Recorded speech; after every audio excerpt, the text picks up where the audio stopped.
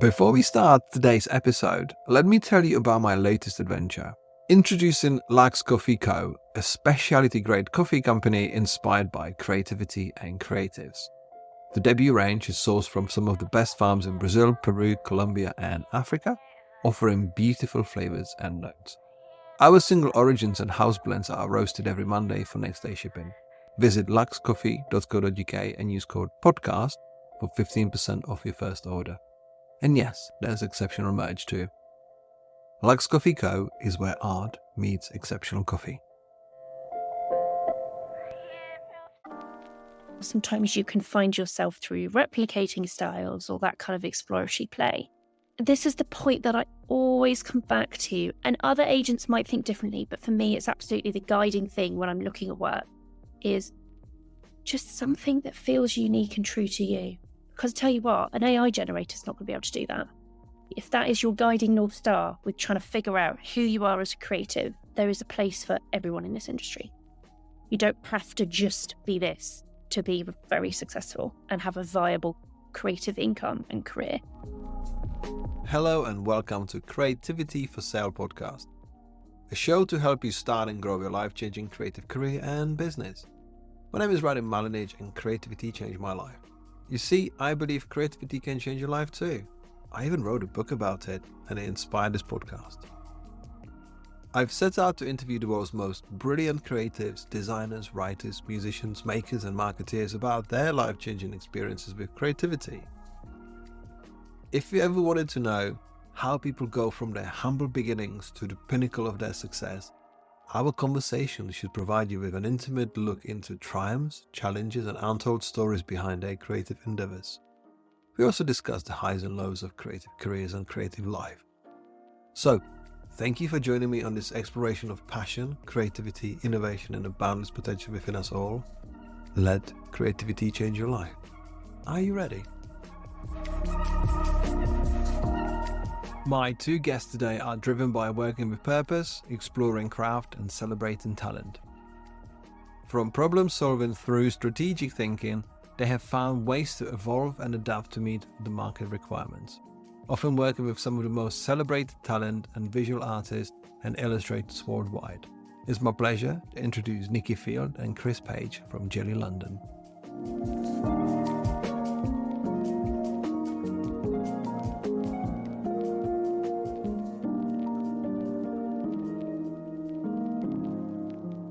It's my pleasure to have Chris Page and Nicki Field on my podcast today. How are you both today? Yeah, not too bad, thank you. How are you? Good, thanks. Yeah, I'm grand. I'm happy for seeing you both because it's been a while since the last time we spoke. I always try to be sort of on record about how I know my guests and I know how far back we go. And I think we just deciphered that it's nearly 20 years we've known each other. And my admission is that you give us the Jelly as being signed as an illustrator Jelly in the past have actually changed my life. Because the premise of this podcast is that creativity changed my life, but you need a bit of hard work, some luck, some connections, some work to do it. And I remember when I got signed up with you guys, things have changed for me pretty quickly. I have started something that I've got today. So I'm eternally thankful. I still remember the first call with you, Chris, when you said, How are you doing? I'm like, yeah. And then my life was never the same. And I wanted to dedicate this episode to Barney, who sadly left this world. And he was my first Jelly agent along with Chelsea. And the man was, one of a kind. It's a shame that we've lost him. Yeah, rest in peace, Barney. So, as I said, Jelly and creativity changed my life. But how has your career and life story have been as working in illustration? Because it's such a intriguing industry that changes all the time. So, Chris, you're the one who's responsible for all of this. Well, yeah, I think, yes, I am responsible for it. So I do plead guilty to that accusation. I think it's changing so much and so fast. It is weird and lovely to see you again, because when I look back at your career and our careers and how they've symbiotically grown and changed since we knew each other, and what Jelly was like then as opposed to what it's like now, is exponentially different. It's really strange to think that it's in essence, it's the same industry, but it's so different. And what we've done, what we've had to do, like what you've had to do in order to adapt, survive and thrive within it is incredible when you think about it. I remember taking you, we went up to Leeds on a train to do a talk. Do you remember that? Unfortunately, yes. Not long after you first signed, and we were on the train and we were chatting about your life and where you'd been and your story up to that point. And I thought, God, he's a really interesting guy. But at that stage, I think that was like one of the first uni talks that we'd done, or public talks that we've hosted. And now that's a regular occurrence for all of us. Awards dues, talking to unis, talking to people. And the culture of what we do is so important now. And we won a Grammy this year. It's just the weirdest journey. And Nicki being the curator of the talent, that's the kind of bit, that's the interesting bit. That's the kind of sweet spot for us, because obviously we've got clients, and then our other set of clients, which is our illustrators and our artists and the people that we represent. And that we're in the middle of that. We're at the hot spot of commerce and craft. And Nicki, especially, constantly looking out for new talent. I think it's always interesting to hear from her and see what she's looking at and who she's speaking to. So I'm going to hand it over to. Yeah, it's changed massively. I've been with the company for 11 years now. I only know this through, well, obviously, I'm part of the furniture, but I got a little LinkedIn reminder and people go, congrats. But yeah, and it's changed massively. And I think one of the key things over the years, we've always known who we are, but I think we've also all lived through a pandemic, and who on earth could have predicted that was going to be part of our lives. And I think what a lot of companies have done coming off the back of that is a huge amount of introspecting. What are their values? What do they stand for? What is the greater good outside of your everyday of running a business and surviving as a business and turning a profit as a business? And I think it feels really good at the moment because we really know who we are, and we're very clear about what we can offer to our talent. And also, we're a production company as well. I wanted to talk about how things are going to look forward, but I think it's very important that we cover, as you said, Chris, our adaptability in the last sort of 10 to 15 years, because when I signed up with you guys, it felt like the renaissance of illustration. There were books about illustration being bestsellers, selling literally tens of thousands. Illustration was the forefront of every ad campaign. It was going up, up, up, up, up, up, up. And then you're like, where do we go next? And I remember with my work and my style, I was trying to preempt what's going to be the next style and what's going to be the next advertising sort of ingredient that will make everything amazing. And it felt kind of unsustainable when you think about it, because you can't really do one thing over and over again and hope that it's going to be here forever. With Jelly, obviously, like at that time, you were running Three Blind Mice, which is now something different, so called something different, which is a production kind of agency. And then you run Jelly as a sole sort of representation. So what have you done from literally, if you were to summarize your last 15 years through Jelly and Three Blind Mice? Sorry, we don't have 3 hours, but if you could summarize it quickly. Because, yeah, let's talk about adaptability, because a lot has changed since. Yeah, I think what's changed for us is the people that we have spoken to and now think of as our clients. We've had to broaden it. You've had to exclude some aspects of it, because there are areas of the marketplace for illustration and animation where, because of the way technology has worked, budgets have disappeared and shrank, right? So publishing, editorial, for us, we don't do it anymore. It's not our marketplace. We've made a conscious decision to not engage in that place. And in fact, if those opportunities do come in for our artists, we've encouraged them to just follow them themselves, because there's nothing in it. There's too much work and not enough money in it for a big commercial studio. We're coming to that, and there's been a series of realizations, and Nicki and I talk about this a lot, it's never finished. It's never complete. Things are always changing all the time, and you have to recognize that. And so that was one big step for us. We just went, okay, we're not going to do that anymore. And then when we work with you, most of our work came via ad agencies, design groups, third parties. And that was our sweet spot. Those are the people that we dealt with. So there was quite a small coterie of art buyers and people that control who we got our work from. And I think that has changed significantly now, because as ad agencies have decreased in influence in our business, and people like us have such directly to clients, as I'm sure you do as well, as you've moved higher up the chain, that means that your business model has to change, because you have to look for new business and market yourself to completely different people that you were doing even pre-pandemic. Even that recently, I think it's changed that fast. And the market's always changing, because these things are completely, there's all these different things that are either strengthening you or undermining you that you have to be aware of all the time. And so you've got to have your radar switched on. And I think that has been our strength, is in the middle of it, we know who we are. And then, so you have to maintain your own culture. Be aware that everything around you is changing all the time. And that, I think, is the big. We'll be back after a quick break.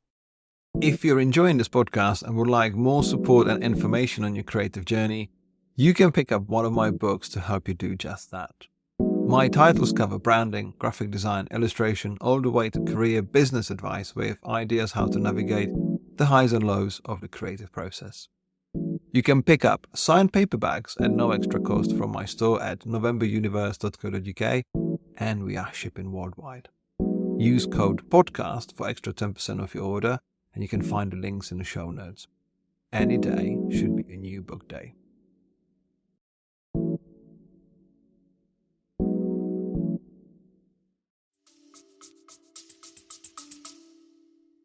I think what I'm getting from your answer is that it's being proactive. I think when you think about the previous culture that 20, 30 years ago, you can just have a stable of talent where people come to you for the talent, for the particular skill, for particular style. And I think that's how things were driven in the past. Whereas what has changed in the last few years is just the proactiveness of, okay, yeah, you speak directly to the clients, and actually you find your relationships much easier than when we used to have advertising agencies in a way.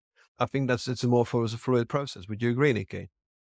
I think it's much more of a bit more of a free-for-all, if I'm really honest, because I think in the way that there was always such a rigid structure, and like Chris was saying, our core base would be ad agencies. I think as technology has evolved and everyone has the ability to speak to everybody, and the market has got tougher, we've got ad agencies that are developing in-house production companies. So it's almost like, in some ways, they're our clients. In other ways, they're competing with us. And it's allowed, you've got direct brands that aren't necessarily seeing the value from their agencies of records in the way that they used to. Because we have evolved as a company, and because we've always been this really sweet spot of being hybrid between kind of animation production, we've recently dipped a toe into live action. We also are lettering and type. We're also artist representatives. We understand how to build teams. So brands are coming to production companies because they want a quicker, more agile, efficient cost, time, but still the same value with the creative. And it's just, the market has just shifted, and it's global. We do projects with agencies in Australia and Korea, and we're working in China. The US is a huge market for us. So it's the possibility and who you can speak to potentially get new business, whether you are a business working with talent or you're the talent yourself, is massive. So would you say that previously it was more UK based? Would you say that when you say your market has expanded, because obviously part freelancer, part represented illustrator, like the work, I remember putting my first website, which was incredibly bad, but it worked in 2006. And all of a sudden, there were people from Dallas and Australia like that. All of a sudden, there was a global interest, which was amazing in a way. But with you guys, did that change? Because for our history, like we worked with international clients, but did you say that since you've expanded your offering, that you've actually opened the doors more wider globally? Yeah. We've now got not a studio in Hamburg and a studio in New York because to service those markets. And it would be, again, back to when we represented you in the early noughties, it was K ad agencies that's where we got our work. Now it's a very small proportion of where we get our work from, tiny proportion. And in fact, it's not really it's a market that we recognize and will service as and when they come to us of opportunities, but it's not where we look for work, because where most of our work comes from is where the money is, which is big tech. It's the big American tech giants and people like that. We think about it. Most of our work probably comes from the West Coast of America, right? So that's where those big companies are based. That's where we get the bulk of our work from, because they are the people that they're also the kind of clients that are switched on enough to and want the kind of visual content that we create. When you look at the UK, we'd had this conversation internally about UK from an illustration, from an animation point of view. There might be half a dozen big animated TV spots a year made by UK ad agencies. There are 20 UK animation production companies trying to win those spots. It's untenable. You can't just keep picking the same spot. You've got to look out, and that I think that applies to everybody's practice. Nicki said it's open, it's free market. You've just got to lift up every stone and look underneath it. And technology does allow you to do that. I think it's I've been agenting for 20 years now. And I remember when I was starting out, I was using email.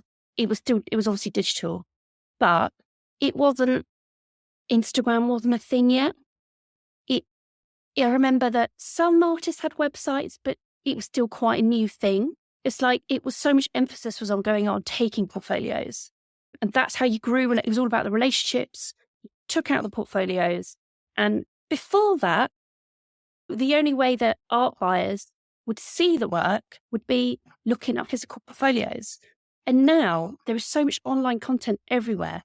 Artists and companies have it's been democratized in a way. And I guess that's what I mean by less gatekeeping, because you can creatives just go online and they can find someone. Doesn't mean they're the best person. The relationships are still really key and you need that expert knowledge to guide the process. But you can find things so much easier than you used to be able to. And I think that's just over the years has absolutely transformed everything. Can I challenge that point? You said you can find things easier than ever before, which in essence is true. So I had a Chris Doe on podcast a few weeks ago, and he talked about how they used to, as an animation and they used to do music videos, and they would be part of these, showcase books, He used to rep Blind. Chris, come. So you know him. Yeah. So he was saying how Blind there was pay for a couple of pages in a big book, massive big Bible. I would then, as independent, I remember paying for a page in Serbin's book or a book, illustration book, but you've got 400 pages and you're one of the pages. So you still got 1 in 400 ratio potentially being found. Now it's been democratized. So you can be anywhere you want, but the ratio is 1 to billion or something, because you still got one page on your Instagram or one page somewhere. It is. However, I would counter that by saying you have to pay a lot of money to be in those annuals. That's why we never did them. They weren't worth it. But I understand what you're saying in terms of everything is so visually saturated out there, but there's not a paywall anymore. And I think that is also really important for people coming into the industry, where barriers have been removed. If they can push in the right directions, and I know what you mean, there's so much more content out there and we are inundated. I wasn't saying that what was in the past was better by any chance. It was like somebody was making money because obviously they have created a product. So they got the pages in. It's like an in-flight magazine. You just fill it with ads and give it to people. So I think it's just the ratio because we've got more people, we've got more platforms, we've got more spaces where you can be seen, which is amazing because you never know where actually someone can find you, which I think is absolutely amazing because you can be in Bogota or you can be in Vietnam, you can be anywhere. And look at me. And someone from Bogota can see a person from Vietnam. That we didn't have that before, which I think is incredible. So I think in favor of a new talent and for new markets, I think this is all great. But it's just that we have turned everything up by 11. Like we've got more people. Again, we hope we also have more work. This is the thing that the key still is you have to be something and have something which is almost sellable that you can make that cut through. Would you agree? You have to learn how to market yourself because it's a shame to a certain extent. You can't just be a fantastic artist and go, I'm a fantastic artist and you're going to get work, because if you've just said you've got to get past that. You've got to cut through the noise. And how do you do that?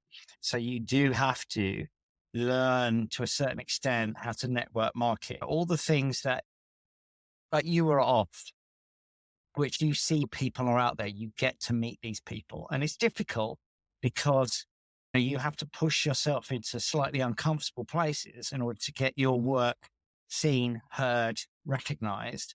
And that for individual artists is a challenge because most artistic people, in my experience, are fairly introverted. So for them, it's easy for us. We go and do talks at art schools and say, you've got to go out there and push yourself and you need to market yourself and you do that. And you're looking at all these little kids and you're thinking, they don't want to do that. They don't know how to do that. That's a different degree. But then I guess that's where people like us come in, is that we can do that. If you're fortunate enough to sign with someone who can help you do that, we have a team of people. We have a marketing team who understand culture and the people that work with us, and will ring you up, find out what makes you tick, and we will get our heads around what our artists want, where they want to be, who they want to be seen by, and we will try and tailor a program, if you like, of kind of marketing and sales that suits that. But I know what you mean. But then for Chris Doe, back in the blind days, in order for his work to be seen in London, he had to get us to take his reel out and show it to people in London. That doesn't have to, you don't need to do that anymore. I think Chris Doe doesn't need to do that anymore, does he? But he does something different. So I will try to intersect a good point about the art school. I think there's nothing scarier when you are in your early 20s and says, if you want to work with this agency, give them a call. I was like, I can't think of anything worse. Things have changed. And I think, as you said, everyone needs to have that. It helps to have the mindset of like, you market yourself.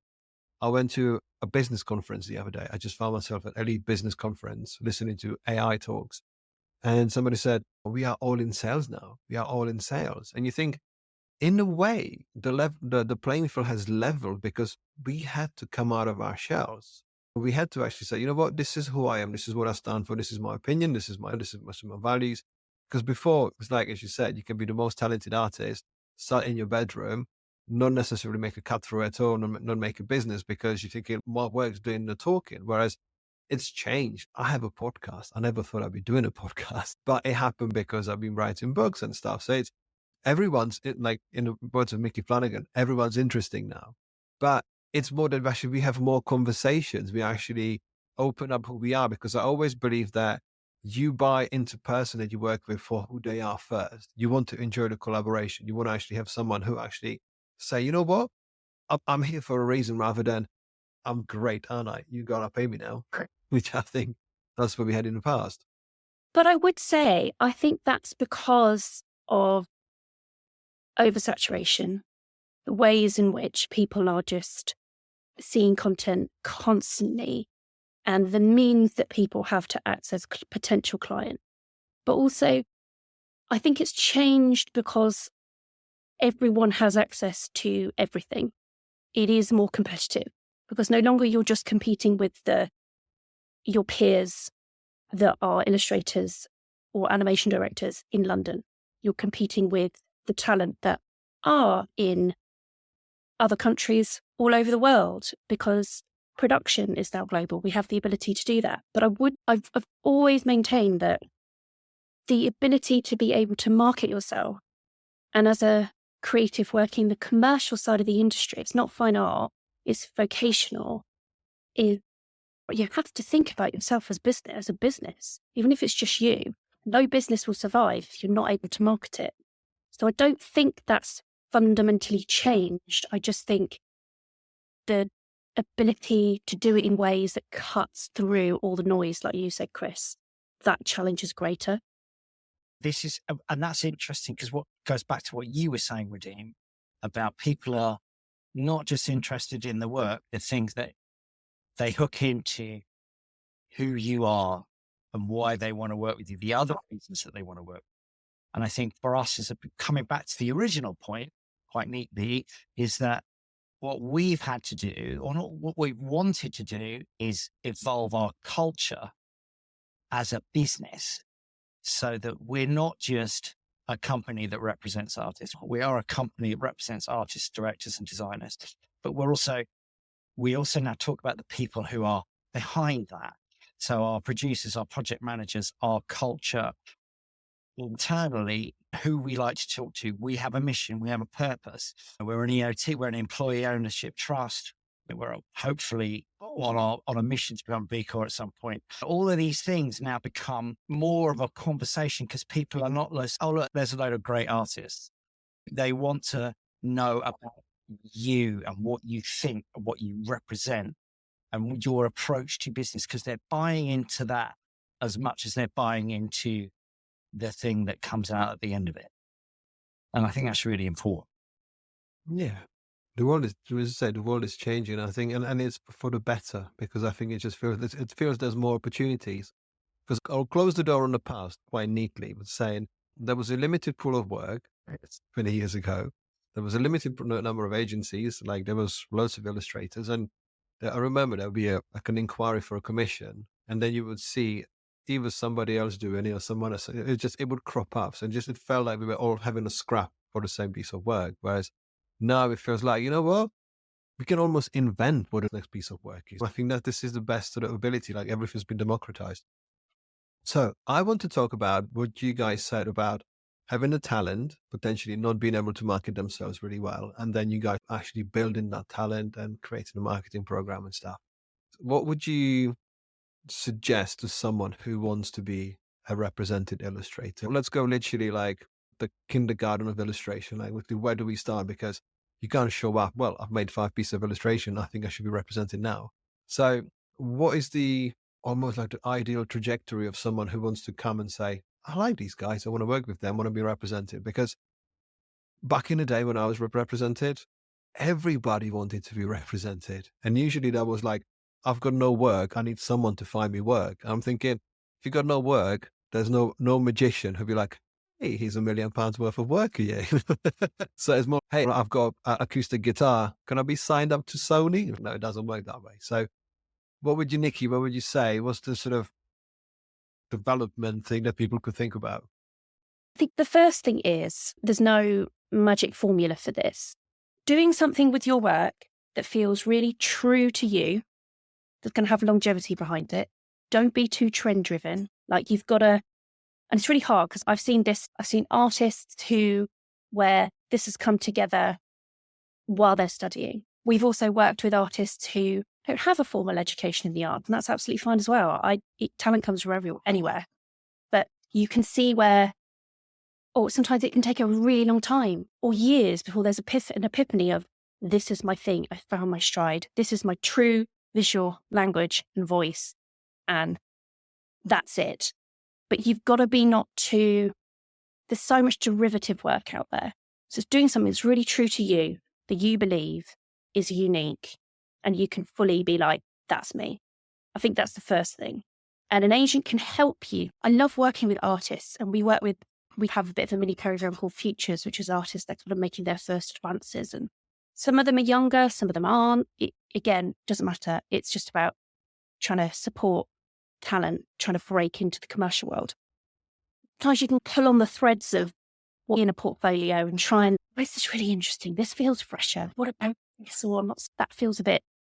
So it's, I think, speaking with your peers, being really open to candid, getting in front of as many people as possible, maybe before you go and try and see different agents as well, being clear about what you want from an agent, because like you said, there isn't just a magic formula of, oh, I'm signed, they're going to get me loads of work. It doesn't work like that.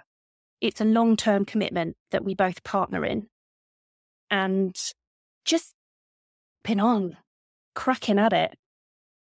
We're talking about young talent. Like no one's 56 going, hey, I think I'll be illustrated tomorrow, that kind of thing. I just discovered my thing. And I'm sure there's quite a few, but obviously we get more going and pushing the younger spectrum. And it's quite hard to know who you want to be at that younger age, because we are bamboozled and intoxicated. What I call in my book, Mindful Creative, as a highway of creativity in life. You see those Dan Woodges and Kellyannas running in that sort of fast lane because they've been working at it for a long time. And then you like on your hard shoulder in your sort of illustration fiesta, so to speak, you're like, I want to do that style, no, that style, this style, that, because you say, do what's true to you.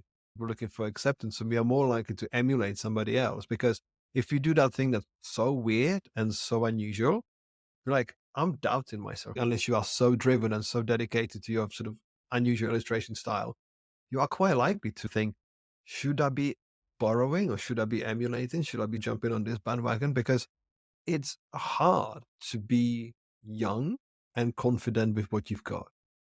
Does it make sense? It does, but I also think the original question was, how do you put yourself in the most successful place to gain an agent? And I would rather, and every agent is different, I would rather sometimes take a gamble, most times take a gamble on something that feels really different.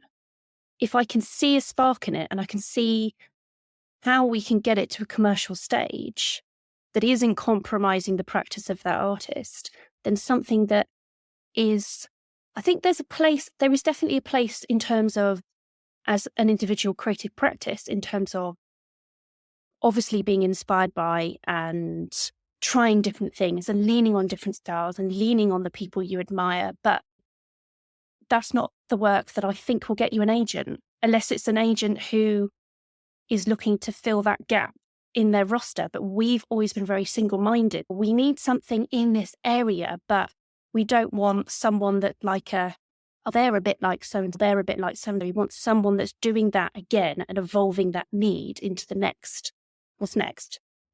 So I appreciate it. It's hard, really hard. You want to create, and you're more likely to have more longevity if you create a niche rather than follow one. For us, even us as agents, there are all these different agencies, and sometimes you'll look at another artist who's represented by another agency and think, oh, they're doing it.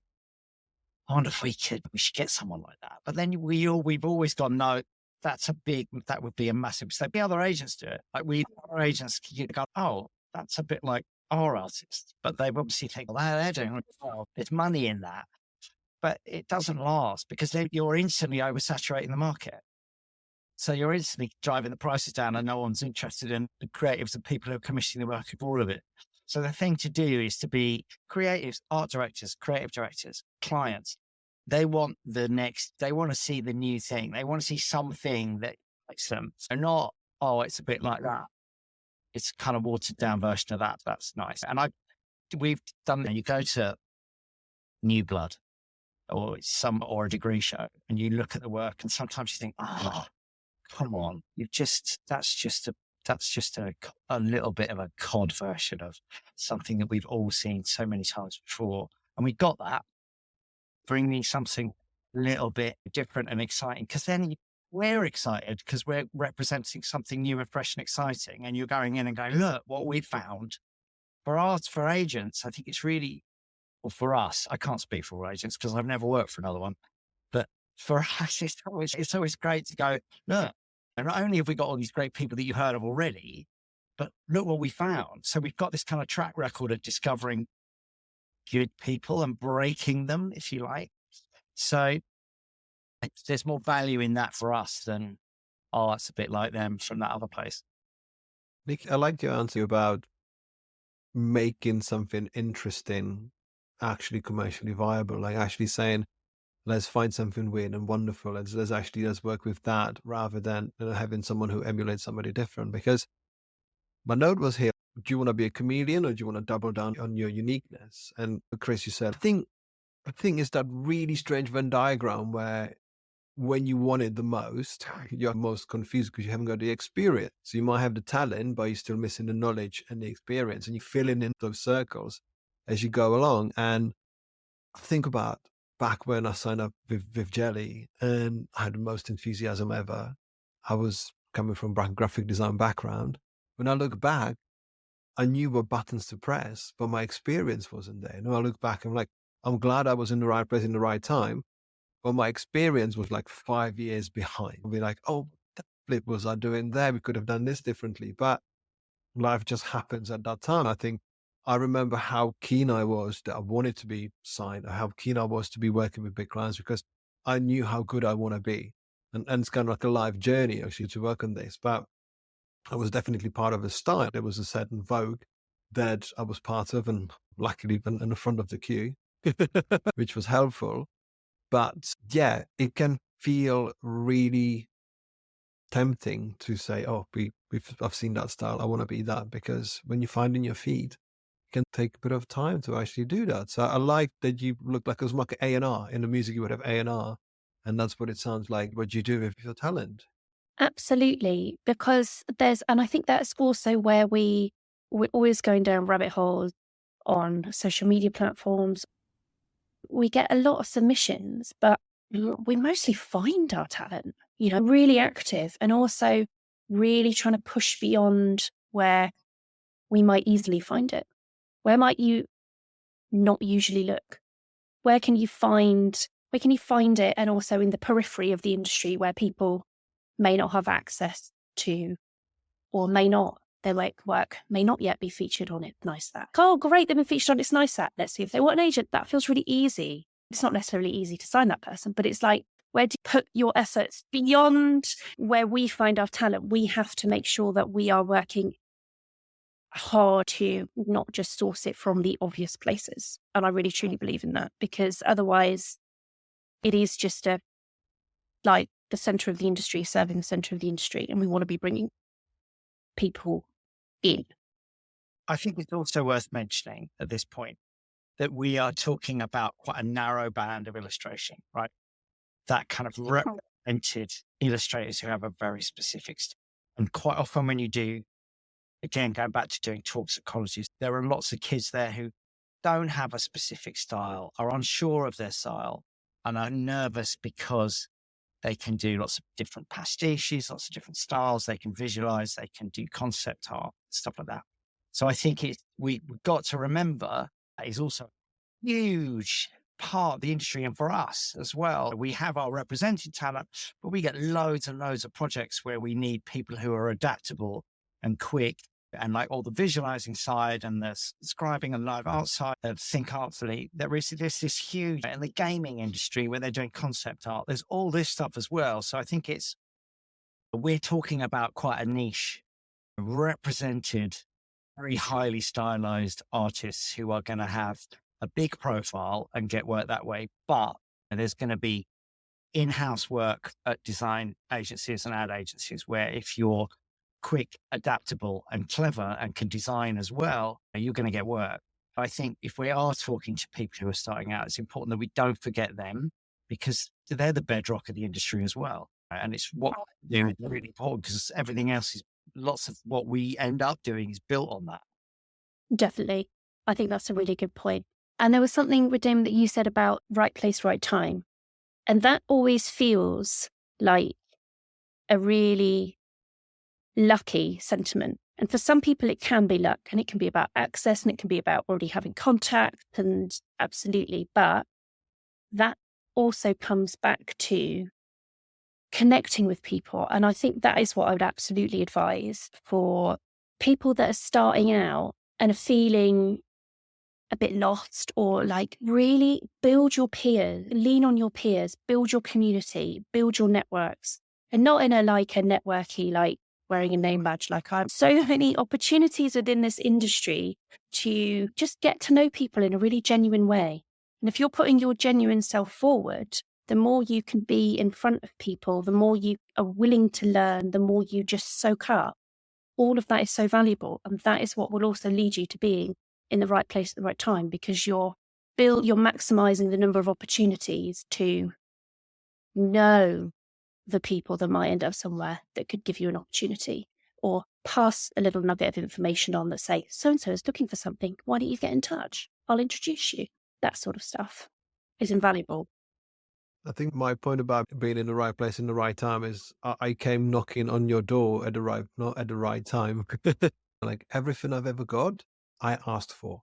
Being in the right place in the right time is just like turning up at the train station and the train is there.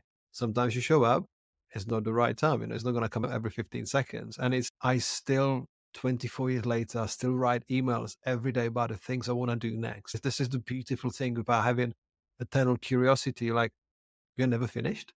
That's the beautiful thing, and sometimes disheartening. It feels scary to be selling yourself as a creative, especially if you don't have outside validation or swelling bank account going, you know what? It doesn't matter if no one commissions me for 6 months. It doesn't matter if I don't get any work. It's that insecurity. I mean, I say that the 4 ingredients for our creative industry is ego, ambition, insecurity, and anxiety. Like, we are all kind of those folks and components in equal measure, because you want to put yourself out there. Like, your ego drives you. Like, okay, I would like to have credit. I would like to do this work. I've got ambition. I'm going to knock on that door. But I'm not really sure what's going to happen. I'm quite anxious about what might come back. And I think it's when you put all of those things aside and thinking, you know what, I want that thing. If I'm not standing in front of a queue, someone else will be there. And it's just, I'm happy to share the queue. I'm happy to be chosen second or whatever. But I think it's that drive that everything I've ever got was like, I've asked for it. Yeah. And I think that's my thing about luck, because it can be really easy looking in. And again, I know I'm going back to the subsection of highly successful artists who, but for example, your Kellyannas, Dan Woodchurch's, externally, it can look so glossy. It can be like, oh my God, how lucky. How did they have worked their asses off. There have been struggles, there have been challenges, there have been absolute moments of deep doubt. There has been, and I know those artists very well, and I know that not one of them would begrudge me saying that, because nobody is just Teflon, where it like everybody is a human being doing creative work, trying to find their place in the industry. And it's about drive, and if you don't have confidence, it's a really difficult thing to say. And I'm not sure that I could have done this, but you got to fake it. You have, because that freelance insecurity never goes. The job that you're working on is always going to be the last job you're ever going to get. Freelance illustrator I've ever met, or freelance director, or freelance creative, no matter how successful they are, deep down inside, there's a little voice going, you may never work again. This could be it. So you've really got to make a good chance of it. And that you have to use that to drive you on. And you might not be in the right place at the right time. There's a fear and insecurity at the bottom of it that you've got to use that to push you forward, unfortunately. I think if we didn't have that fear and insecurity, I think we would potentially get lazy when you think about it, because we need that strive, we need that push, we need that sort of survival instinct. Because I shared studio with Dan for 5 years, and we know about each other a lot of things, especially like about the ups and downs and being new parents and all of that stuff. And Dan lives and breathes what he does, but he's incredibly focused. Like, he's Dan Budger, the illustrator, because there's only one Dan Budger illustrator spot left in the world. Like, it's him, and he's happy to push that forward. And as a sort of creative brand, I talk in my books about being a brand of creativity, because you want to be known for something. You want to actually, like, this is what I do, double down on who you are. And we've done, I've never, it was great to watch his illustration practice, because I know he told me that where he was at uni, he was doing completely different style of work. And then something happened and then blossomed from that. And we all know like his project that did like 1,000 emojis over 10 weeks. You always have to put in that stint, that shift. That's something that's going to break a career. Because thinking about it like a footballer, Chris, you're a Palace fan. When we think about illustration, we think, okay, I've been doing it for a little while and I need to break through now. Whereas from a position of a young player, like to actually make, Stamford Bridge starting 11, it takes a bloody long time to get there. Sometimes we think we should be ready, and sometimes it's quite hard to be told like you're not ready yet, or like you need to work on yourself, because I really want it now. But again, it's just the ego and insecurity fighting together. And it's just like, in your line of work, what you guys do kind of reminds me of the sentence from Mad Men when the secretary comes in. And so what do you do? Like, you're a bit of their mum, bit of their nurse, whatever, the therapist. You need your painkillers, whatever. And I think this industry, as you said, like as a freelancer, you never know what's coming next. And it keeps you on your toes, and quite rightfully. And sometimes sometimes be too much. How do you deal with that human side of things? Because you more or less like you're expanding your family, and you don't know these people, and you'd never know what's coming next. So how is that sort of emotional strain and intelligence in play in looking after your talent? We're a very human bunch at Jelly and Think Artfully and the overall group. And I think that's part of our culture, is that our team of personalities and the way that they come together is so intrinsic to who we are as a company. And that is easily extended to our talent, because first of all, we always, when we're looking at talking to talent and taking them on, who they are as a human is always so important to us. If they've got fantastic work, but we don't think there's a chemistry there, or we're going to be able to work together through there, you've got to build an enormous amount of trust with a talent you're working with on a roster, because you're looking after their career, you're looking after money. So we've got to really feel that connection in the right way to start with. So we're very on that when we start to work with an artist. It's not ever just about the work. It's about who they are as a person and what drives them, what motivates them, getting to know them, all of that stuff. Great communication. It's life. Life comes first. It's work, and it's creative, and we're all really passionate about it, and we love what we do, and we have a business to run, and they themselves are their own business. But also, life gets in the way, and we're all humans, and sometimes you just got to move work stuff aside, and that's fine. It's what we do for each other, because we're in this together. We've made a long-term business commitment, but also we're a creative partnership. And also a lot of the time we're friends, because we've built that over time. You've built that trust.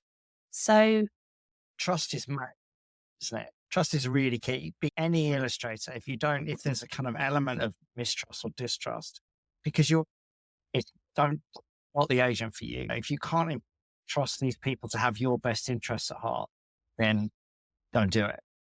It's genuinely true, because from our perspective, we are doing so much stuff while they're asleep, right? New York's selling, marketing, seats. There's stuff happening all the time. So you can, as an illustrator or someone who's being represented, you are trusting that this activity is going on. So you have to go, it's going to be all right. These people really are going to look after me. Negotiating contracts, managing projects, helping to produce work, all of this stuff that we can help them with. That only works if there's trust in that, because each of those transactions, if you rub against it, if you rub against what your agent is trying to do to help you, and we have had this where we've engaged with people in the past and we haven't been able to get that for whatever reason, it's just not quite come together. And then you have to turn around and go, look, we'd love to and they've been talented people. It just doesn't really work. You want to take more, because being represented is not for everybody. To a lot of artists, again, I say this when we go to colleges, being represented by an agent is like some kind of holy grail. It should not be the holy grail. For a lot of artists, it doesn't work. If you're switched on business wise and you're happy with the way you market yourself and you can manage your own projects, you're happy with the way that you outreach and talk to clients, then that's great. You probably don't need an agent. But if you've got loads of work and you need support, or you recognize that there's a weakness, and when we have a conversation with an artist or an illustrator or a designer, that kind of initial conversation is, okay, where are the gaps? Where do you need us to help you most? Because it might be some artists bring work to us. They've already getting loads of new business. They don't need help with new business, but they need help producing it or negotiating, or they're worried about their IP. And we can help them with all of those things. So it's not always a straight transaction. Like you said earlier on, Rudy, if I'm going to get an agent, they're going to bring me loads of work. That's not necessarily going to happen. But if you recognize that, but you can recognize the other things that an agent can do for you, and you need them, because you might not, but if you need that, then that's the way to go. But it's not for everybody. Absolutely. I think it's necessary to talk about the emergence of AI. Let's try to wind up on that little point. So I think it might be the age when I saw the emergence of generative AI. I'm like, yeah, whatever. There's just like with everything else. I've been grinding a few points on this podcast to death, which is Kindle wasn't the end of books. Internet wasn't the end of books. Lots of other things, but like they always come and go, and they create a bit of a noise, bit of a hoo-ha, and then we go back to normal. What we've summarized for this conversation is that if you put your soul in it, there'll be another soul looking for your services and for your assistance. Like, I think it's all about human sort of exchange of information. Well, you know what we were saying about publishing and editorial earlier? There's going to be a gap there for AI generated work. But do you remember NFTs?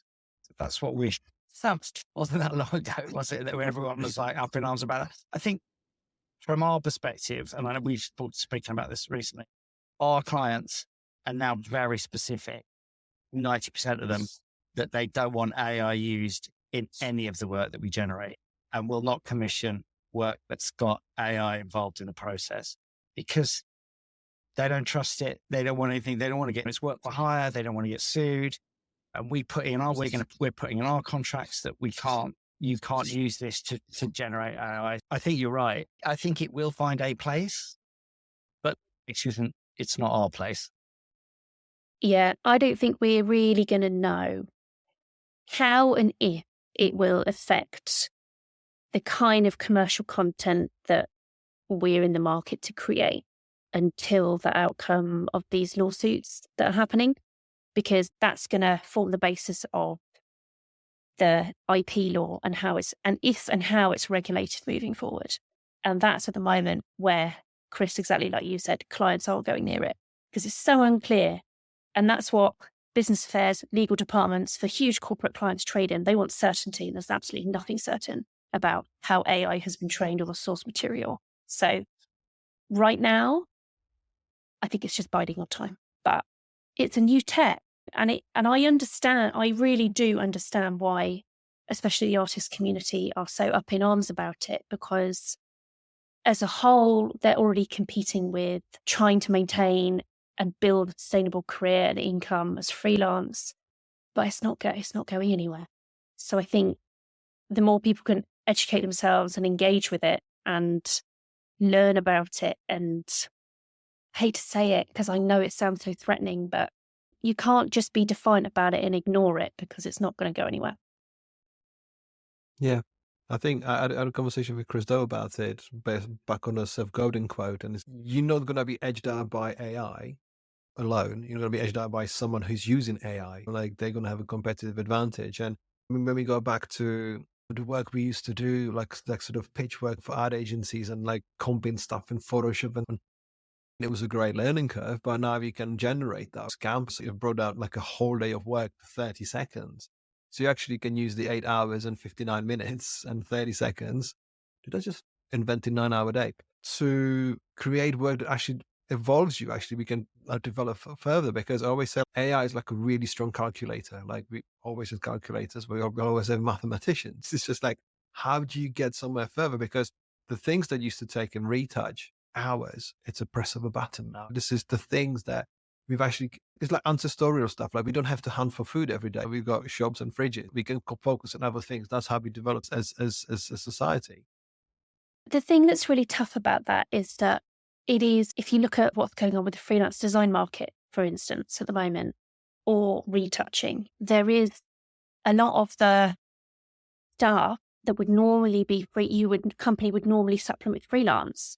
You can do some basic retouching with Photoshop generative fill now. So there is definitely going to be a human labor cost to the tech. It's what happens when new tech comes in. It's happened times and times in the past. It's trying to balance being optimistic about what tech can do, but also being mindful that it is going to squeeze the market in certain ways.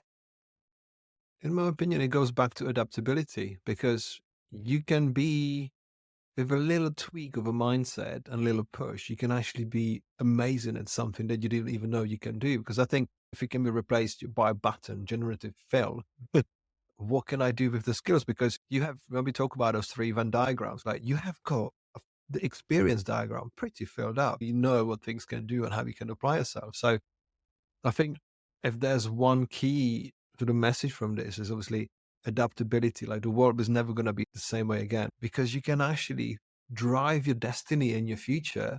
Because if something doesn't work, you can fix it. You're like, okay, I can learn about this. And I think, in my opinion, that's been one of the most amazing things. In the words of Steve Jobs, like the world around you wasn't created by people more no wiser than you. But it's that realization that shit, life is amazing. Like you can do so many things that seem so unattainable in the past life. Like you had people trying to look out for your interest, and like saying, "Oh, don't be an illustrator, don't be an artist. There's no money in it." Oh, hell yeah, be what you want to be because you go on YouTube and there are people knitting for a living. There are people streaming video games for a living. Be the thing that you want to be. I think that's my key, not the takeaway from where we are right now and what's happening because we have to democratize so many things. And if you want to be someone, then you can be that someone. Do you agree? Well, there's a lot to unpack there, Radim. But yes, Sorry. yeah, Sorry. that's fine. Yeah, I think you're absolutely right. I think that technology, if used wisely, is definitely can help you in whatever your practice to improve and reach people that you wouldn't have dreamed. That's where what we've been saying is that use it to help you, don't use it wisely. It's back to that whole AI thing is in the wrong hands. Of course, it's a dangerous animal, but hopefully used cleverly and it'll find a level. And like all of these new technologies, become another tool. It'll become a place. A friend of mine's a creative director at a big London agency, and he's learned AI and he's now presenting his concepts. He's visualizing his own concepts and presenting them to the clients. But the problem he's got is he's now presenting the concepts to the clients saying, yeah, I want that. He's oh, no, you can't have that. That's something I've done. We're not allowed to use that. So then he's having to unravel what he's created and presented to these people. And it's like, well, you kind of like you rock your own back by using that technology in the wrong way because you're doing something so highly finished because he's so into it. He's doing something so intricate and highly finished, like programming the lens that he wants on the photograph that's going to be used in the concept.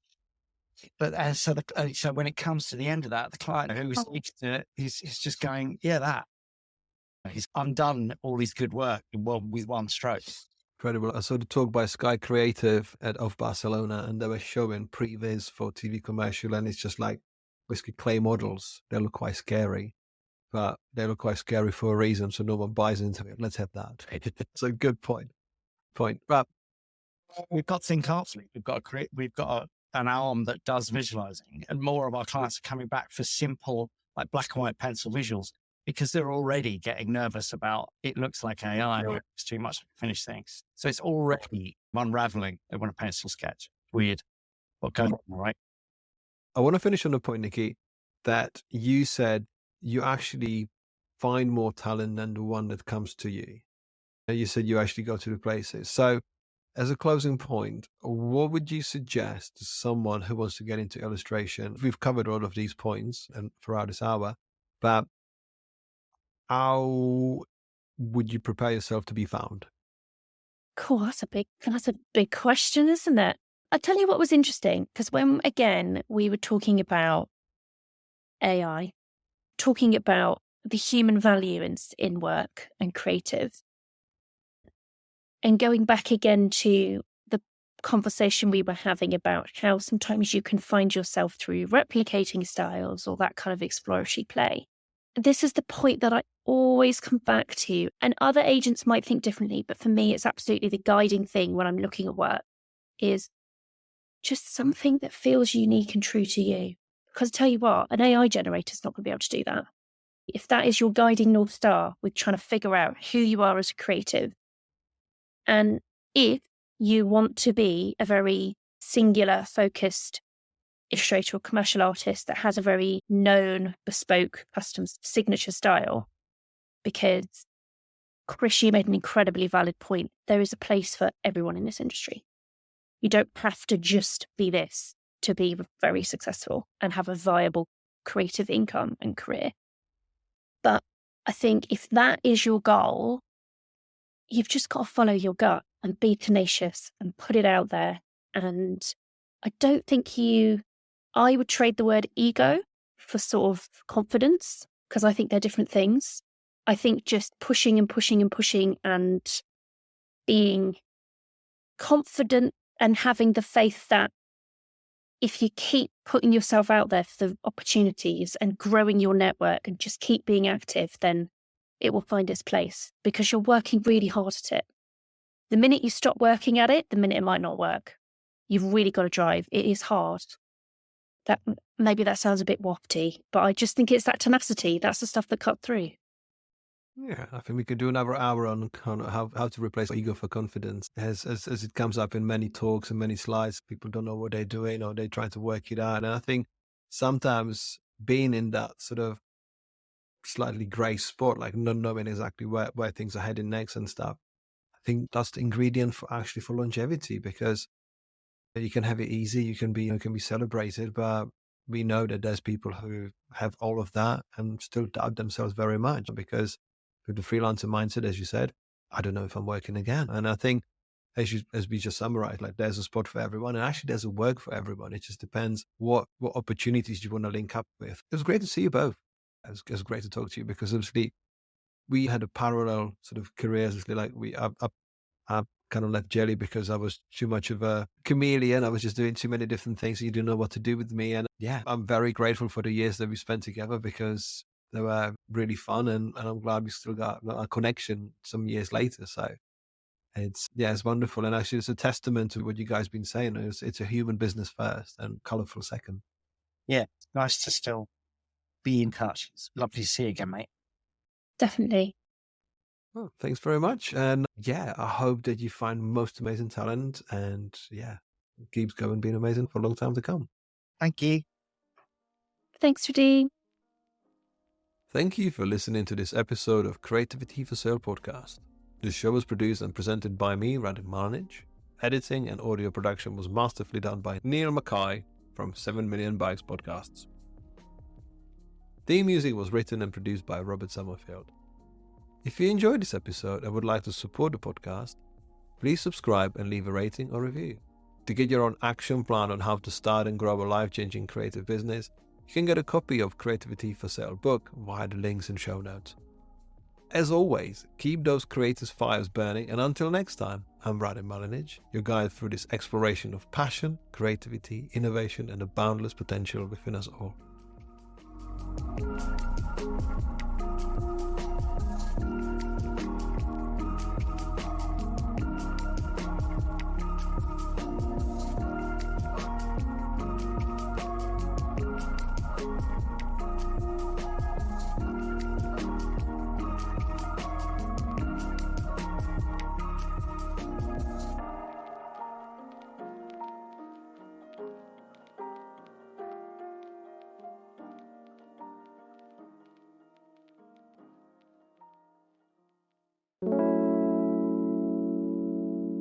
Hey, just a quick note to say thank you for joining me on this episode.